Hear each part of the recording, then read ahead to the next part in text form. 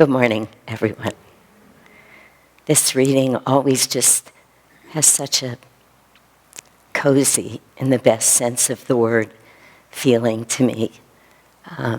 It just feels like Swamiji has found the way. Swami Kriyananda, who writes the commentaries for these readings from the Bible and the Bhagavad Gita that we do, different readings each week, he's presented this in such a sweet way, though, that really speaks to me about true divine friendship.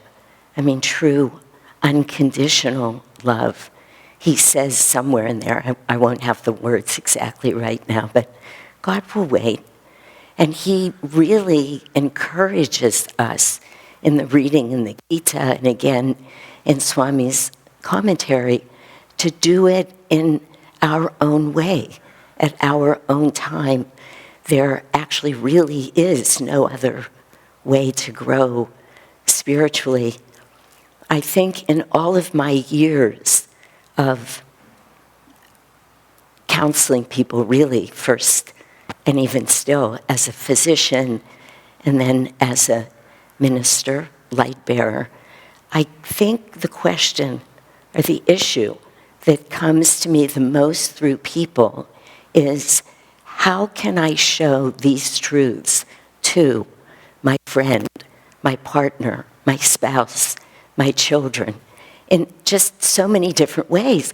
The question comes often as if it's the root of the problem in the relationship. And I understand that. That can be very challenging, but and I don't want to speak just from the place of the counselor, because I myself have asked that question many times in my life.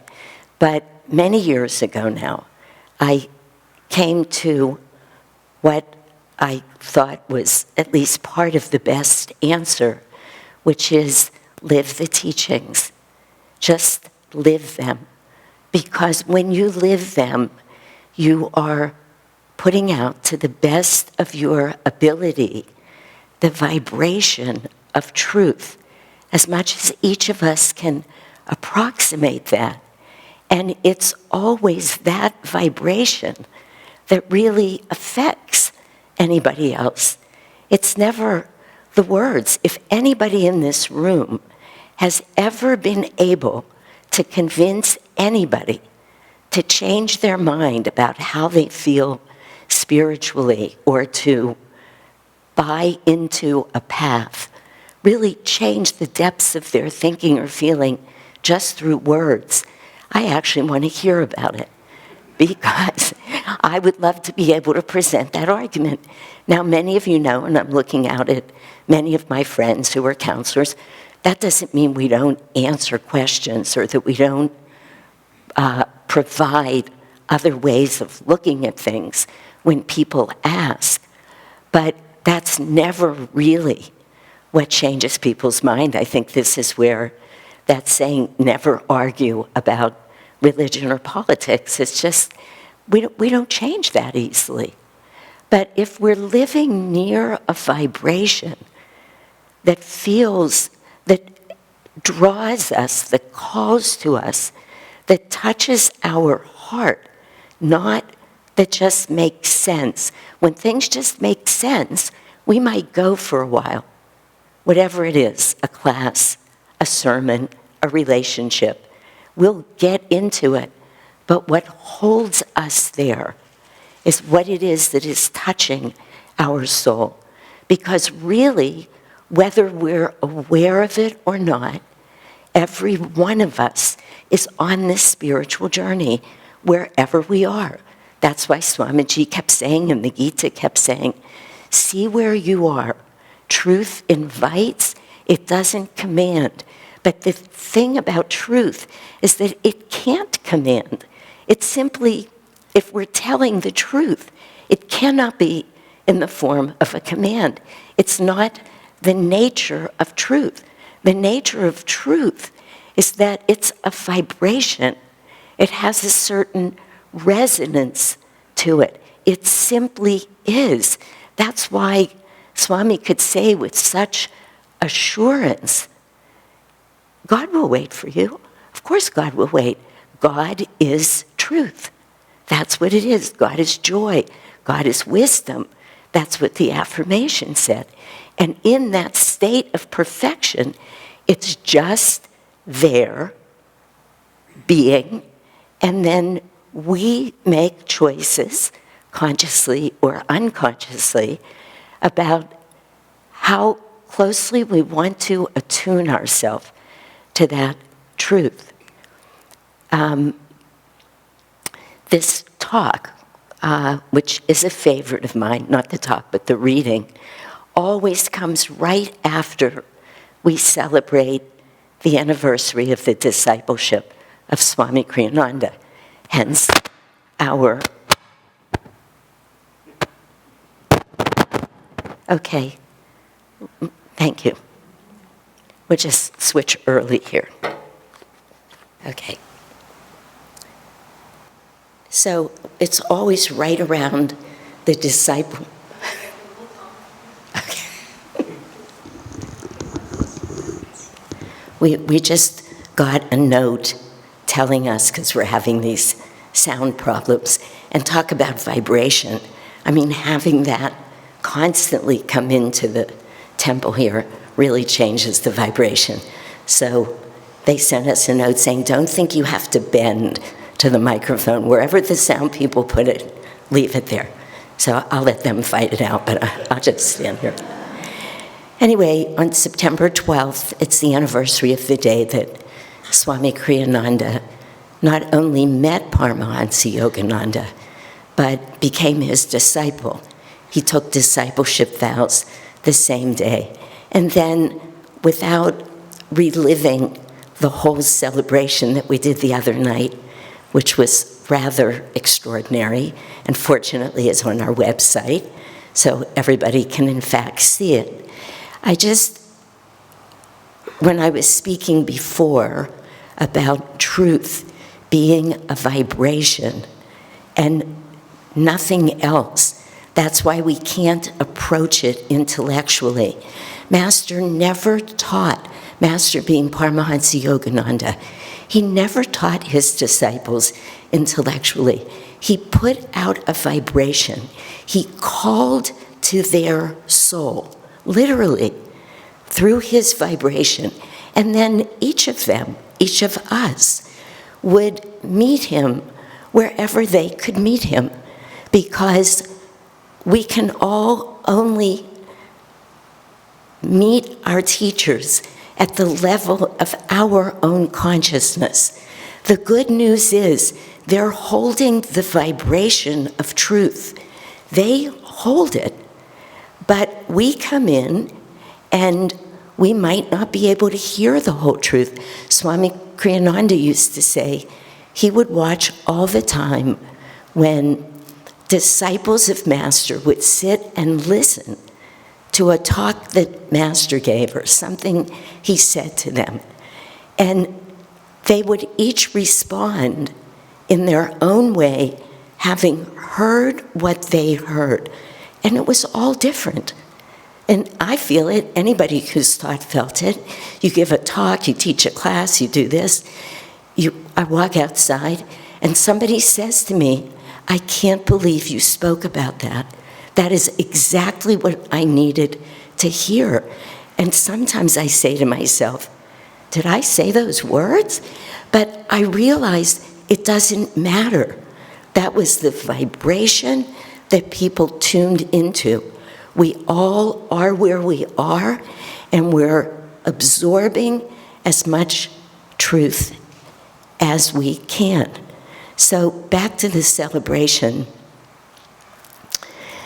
When I walked in, and I said this the other night, so for those of you who are here, you heard it, but I didn't think I spoke about it well, and I think I have it now. It took my breath away to look at this altar. Now, during the discipleship, it's dark, lights are on, everything's a little different, but the altar was so spectacular to me. And I tried to say that, to me, it stood for everything Swami Kriyananda brought to us. It touched me in that way. It drew me out in that way. I felt unconditionally loved when I stood in front of it. I felt an amazing clarity of mind and of thought. I felt myself being literally uplifted to a different level of consciousness by looking at this altar. And I didn't even have those words, but I thought, of course, it was his vibration that was coming through.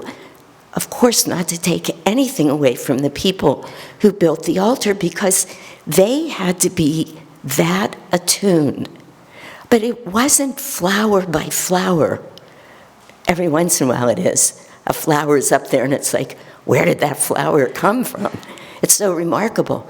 But this was a vibration. It was Swamiji's vibration. He was here with us. He guided that.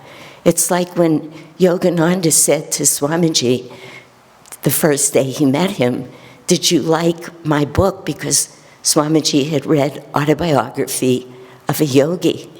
And Swamiji said, "Oh, I loved it." And Yogananda said to him, "That's because my vibration is in it." We learn truth. We move towards truth. We are drawn to it by a vibration, not by anybody telling us what we should do. Yesterday there was a lovely concert here. It was very different than many of our concerts. It was somehow, to me, felt just, there was a simplicity to it. Every note of the music was beautiful, but it wasn't like the oratorio, big and grabbing you.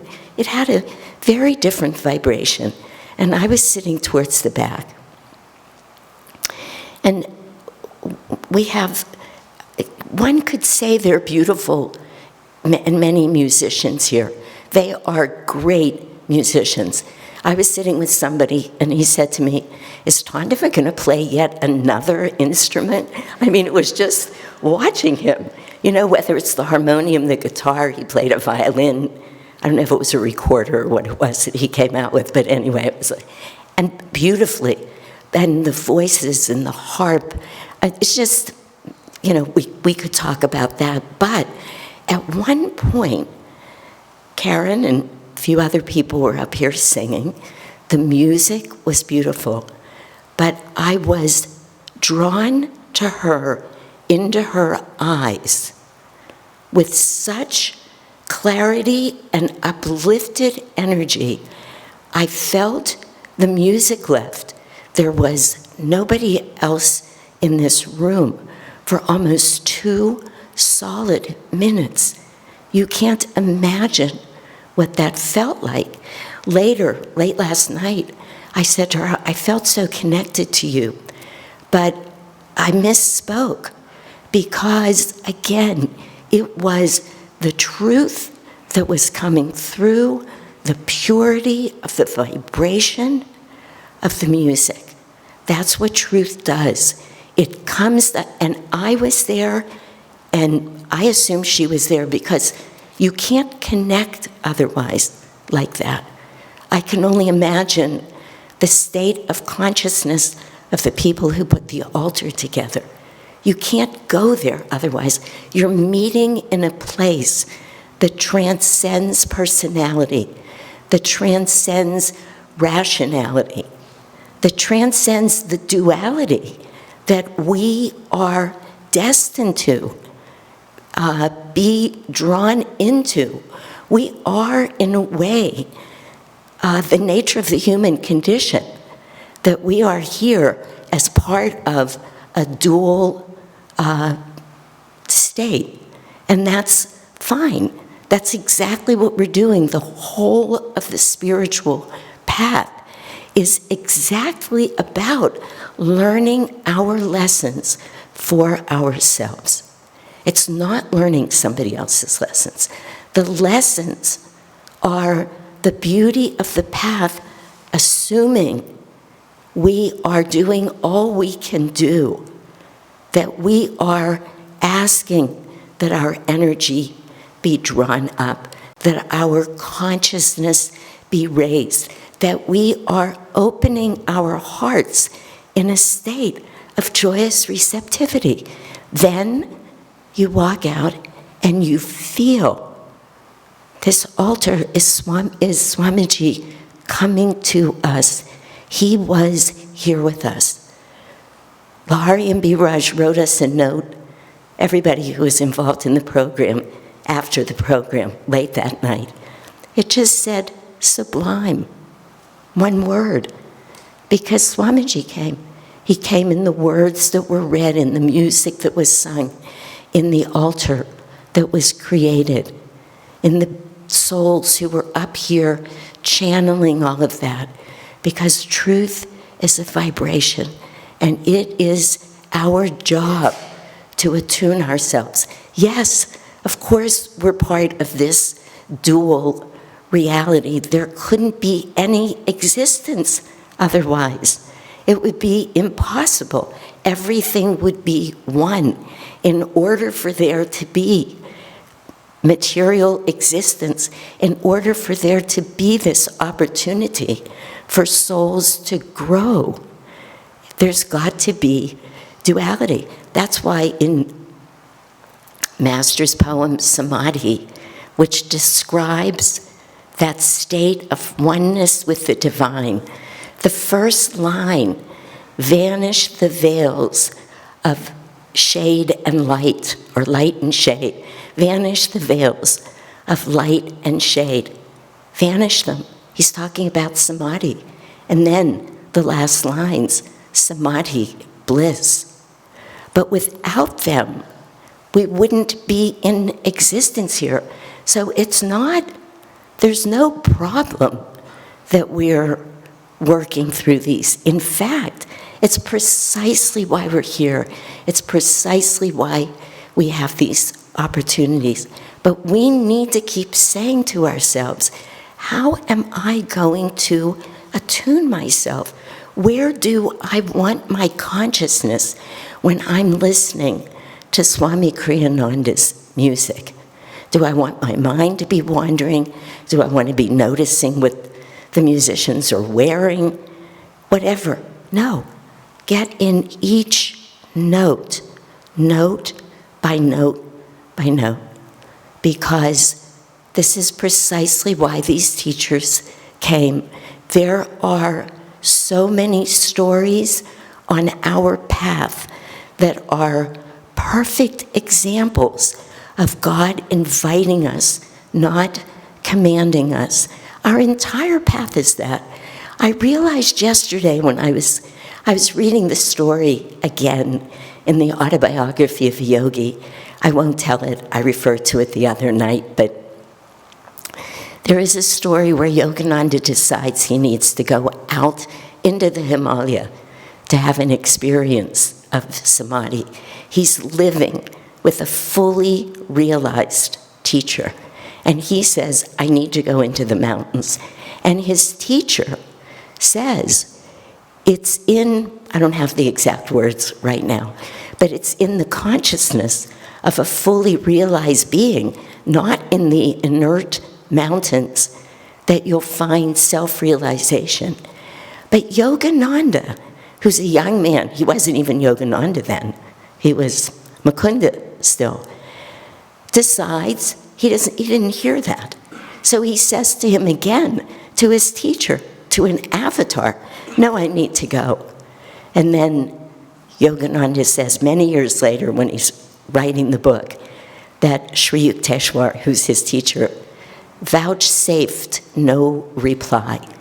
And so we, Yogananda is saying to us, look what you do. You take the answer and you make it what you want. But Sri Yukteswar didn't say to him, you cannot go. Everything you need is right here, you stay. No, too much wisdom for that. Truth invites. It never commands. He put out the wisdom. Mukunda couldn't hear it in that moment. Again, he was an avatar. He didn't just have that story. He didn't have that story because he needed it, but because the whole autobiography of a yogi, this is what I realized yesterday, that entire book was written as an invitation to us. The whole book. Read these words. I'm not going to ask for a show of hands, but I'll bet at least half the people in this room, first time they tried to read it, put the book down.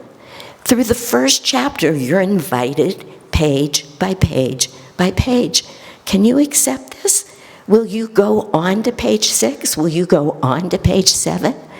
If you get through the materialization in an open field of a saint, of a guru, will you close the book and say, this isn't for me? That's okay. Truth invites. Swamiji says, God will wait for us. And then people have said to me, third time I picked it up, fourth time I picked it up, Swami Kriyananda said he used to ask many times, how many people in this room, he'd be speaking all over the world, how many people in this room have read Autobiography of a Yogi? He said always, at least 75% of the people would raise their hands. He said he would be speaking to crowds of hundreds at least most of the time. He said a tiny fraction of those people will wind up on the path because truth invites. That's the gift we're given. And when the moment comes where we read that book and we say to ourselves, why in the world did I close this book on page 8 before? How could I not have seen this? Or, I've heard those words, I don't know how many times, whatever they are. Swamiji speaking to me, probably to many of you. I mean, any of us opening a book, reading, listening to a teacher, why do the words come right then?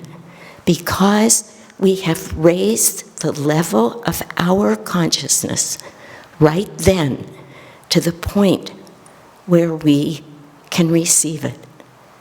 And that's our goal. That's what we're doing. I was waiting to see which whispers Lakshmi was going to read, because sometimes I'll be at home at night and I'll be thinking, boy, I'd love to hear this chant tomorrow. And the chant's there, or the whispers has been read. But I just want you to hear this. First of all, even hear the words, the title that Paramhansa Yogananda gave this book, Whispers from Eternity. He didn't say, I'm going to come and shout in your ear. You know, it just reminds me of the story. Many of you have heard it, but it just came into my head. One day, I'll shorten it a little bit. I was in a fight with God over money, of all things. But it's a much longer and deeper story than that. But I wanted to move into a different place in the community. I knew it was going to cost me $5,000 in the next year. And I didn't have the $5,000. So one Sunday, I didn't come to church. I stayed in our temple at the community, and I just yelled at God.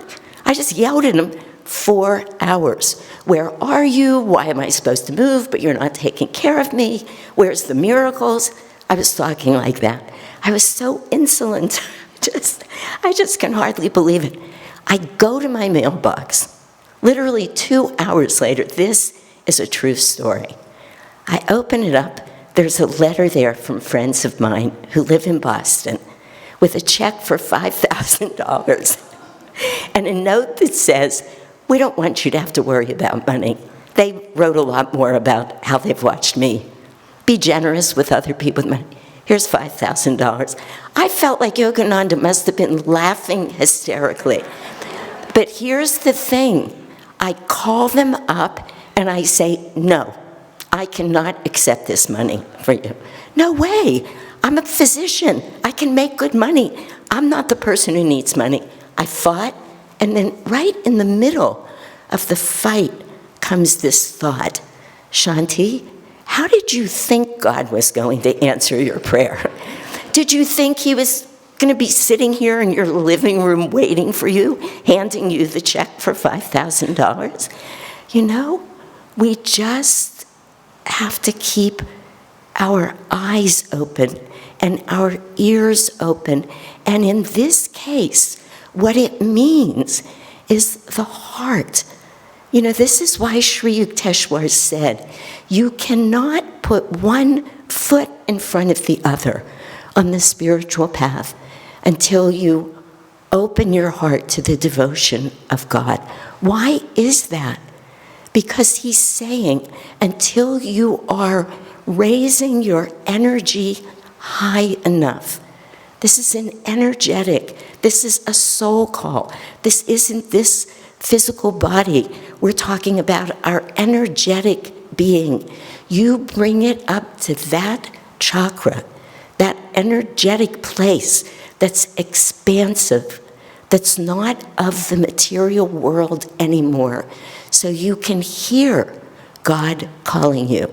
You don't hear it like this. You hear it with the heart. We have to practice opening our heart. When that realization came to me with that money thing, I said to my friend, Sue, I have to go, honey. But let me just say thank you. Really, I said to her, from the bottom of my heart, thank you. Then I prostrated myself before my altar. It's like, not only thanks for the $5,000, which I felt very grateful for, but thank you for letting me hear and feel and know that you're right there, that you love me, that you care about me, that you would never let me go. You're not moving. You are the constant, the eternal, the uplifted, ever expansive, and every step that you help me take that gets me closer and closer to you. Thank you. Really, what else can we say? With such gratitude, he'll wait. He loves us. He's not going anywhere. And not only is he not going anywhere, he's not like sitting up in the balcony waiting. He's right with us. He loves us. Wherever we are, whatever we're doing, he will just keep whispering from eternity, constantly whispering, until we have ears to hear. God bless you all. I'm aware that I'm not reading my whispers, but that felt like the whisper.